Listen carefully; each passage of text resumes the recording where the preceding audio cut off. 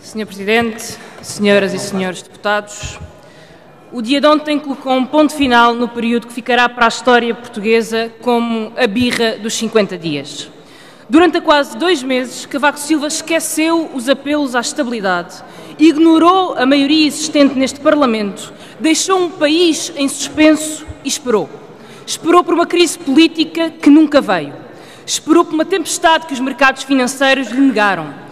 Desejou uma qualquer fatalidade que o livrasse de cumprir a sua obrigação constitucional, mas esse dia nunca chegou. Verdade seja dita que houve quem, no tempo concedido por Cavaco Silva, tentasse alardear o caos.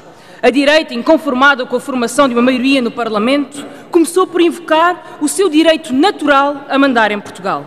Depois fez queixinhas a Bruxelas e, quando finalmente percebeu que tudo estava perdido, acelerou a venda da TAP. Em poucas palavras, a direita começou por nomear a tradição, passou depois a invocar a estabilidade económica e, finalmente, tratou da vidinha, que é o que realmente importa. O Presidente da República foi mais rápido a ouvir meia dúzia de banqueiros do que a compreender o sentido da vontade eleitoral de 5 milhões de portugueses.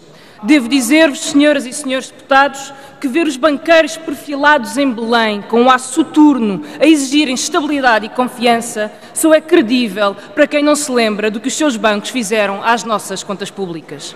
Aliás, Portugal inteiro sabe que se o assunto é confiança e responsabilidade, estes senhores são de evitar a todo custo. Tivesse o Presidente da República resistido ao mau hábito de ouvir apenas as diferentes personalidades que pensam exatamente como ele e talvez tivesse rendido mais cedo à evidência. As eleições determinaram um Parlamento onde há uma maioria que viabiliza um governo. A indigitação de que um governo com apoio maioritário é, como sempre foi, a única solução possível e aceitável. A prova desse facto é que até Cavaco Silva foi forçado a aceitá-lo. Não sei se era esta a celebração que a direita tinha em mente para o dia 25 de novembro, mas para o Bloco de Esquerda, a passagem deste primeiro dia sobre a capitulação de Cavaco Silva é certamente um grande motivo para comemorar.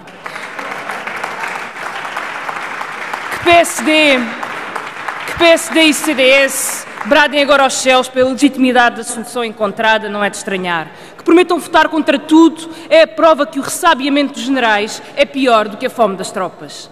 4 anos do sonho da direita. Uma maioria, um presidente. Fizeram com que esta direita acreditasse que era invencível e não conseguem perceber o que o povo vos disse. No entanto, devo dizer, terão tempo para se conformarem com esta nova realidade. Perderam a maioria parlamentar e nem o presidente vos bastou para impedir que perdessem também o governo. Ora, enquanto neste período Cavaco Silva encenava a novela política do ano, o país não parou. Foram tomadas novas decisões e novos factos acrescentaram ao debate político e há 2 que vale a pena mencionar. Primeiro facto, o país ficou finalmente a saber o valor da devolução da sobretaxa anunciada este mês, de acordo com os últimos dados de execução orçamental. Essa devolução ao crédito fiscal será um número redondo, 0 cêntimos. É tempo de perguntar aos deputados e ministros do PSD e do CDS se estão surpreendidos com este resultado. E é claro que não estão. A UTAU anunciou este resultado em agosto e não é segredo para ninguém que as receitas fiscais variam de mês para mês, consoante os reembolsos, as regras tributárias e muitos outros fatores económicos. Durante a campanha eleitoral, foi o primeiro-ministro que disse, e cito, se a receita fiscal, no IVA e no IRS, ficar acima do que nós projetamos, então tudo o que vier a mais será devolvido aos contribuintes. Até aqui tudo bem. Mas acrescentou o primeiro-ministro, e sabemos hoje que estamos em condições de, em 2016, cumprir essa norma do orçamento e que eles irão receber uma parte importante desta sobretaxa. Isto dizia o Primeiro-Ministro em campanha eleitoral antes de outubro. Senhoras e senhores deputados, que nome se dá à criação deliberada no eleitorado de expectativas que se sabe à partida que não serão cumpridas? Chama-se fraude democrática, senhores deputados, chama-se manipulação eleitoral e foi aquilo que a direita fez nas últimas eleições com a devolução da sobretaxa. Segundo facto destas semanas, a venda da TAP. A venda da TAP, um negócio garantido a favor de um consórcio que começou já esta semana a liquidar os ativos para conseguir fazer-se dono da empresa.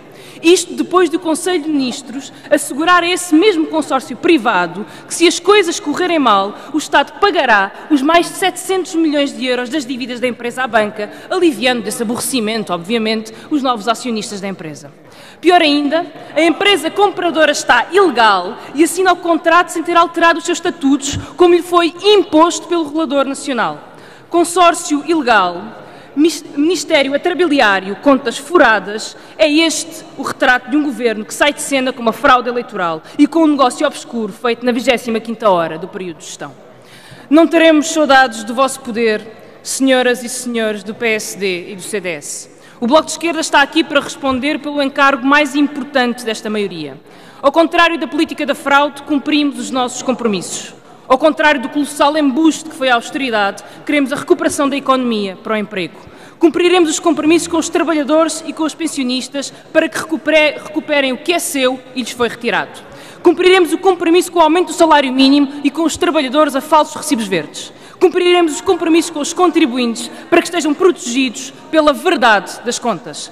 Cumpriremos os compromissos com os que votaram para retirar, e termino, Sr. Presidente, dizendo que cumpriremos o compromisso com todos os que votaram para retirar de vez a placa Vente que a direita afixou no país. Este é o critério do Bloco de Esquerda e é a única política que nos move.